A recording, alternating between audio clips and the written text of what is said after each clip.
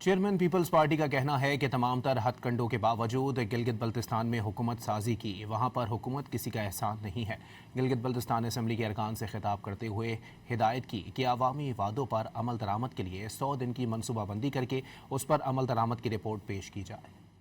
یہ حکومت ہمارا ہے، کسی نے ہم سے احسان نہیں کیا، ہم نے کسی کی وجہ سے یہ حکومت نہیں بنایا۔ انفیکٹ ہم نے سارے ہتھ کنڈے کے باوجود اپنا حکومت بنایا۔ میں چاہ رہا ہوں کہ آپ کا گلگت بلتستان کی حکومت کا سی ایم صاحب کا 100 ڈیز کا پلان ہو اور 100 دن بعد مجھے رپورٹ کیا جائے کہ آپ نے 100 ڈیز کا پرفارمنس کیا رہا ہے۔ آپ نے حق حاکمیت کے بارے میں، حق ملکیت کے بارے میں اور حق روزگار کے سلسلے میں کیا کیا حاصل کیا ہے۔